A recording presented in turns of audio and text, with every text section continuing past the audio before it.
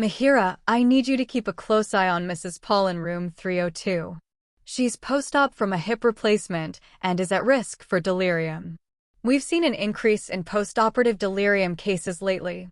Ensure she's oriented to time, place, and person. Encourage early mobilization as soon as possible. Understood, Linda. I'll make sure to reorient her frequently and assist with ambulation. Should I be monitoring her vital signs more closely? Absolutely. We want to catch any early signs of infection or complications. Also, pay attention to her pain management. Uncontrolled pain can contribute to delirium. Make sure she's comfortable. Will do. I'll keep an eye on her pain levels and administer pain medication as ordered. Should I involve the physical therapy team earlier than usual? That's a good point, Mihira. Early mobilization is crucial for preventing complications. Let's get them involved tomorrow morning. The goal is to get her out of bed and walk as soon as possible.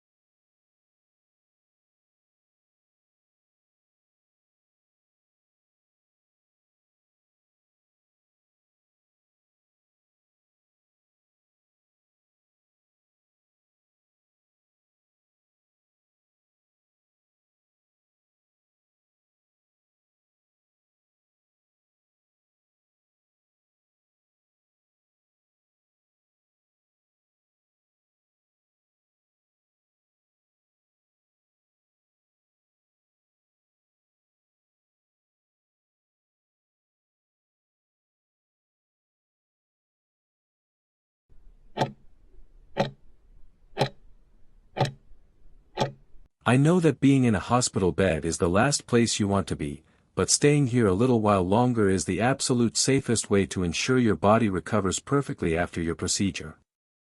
This post-procedure observation period acts as a crucial safety net.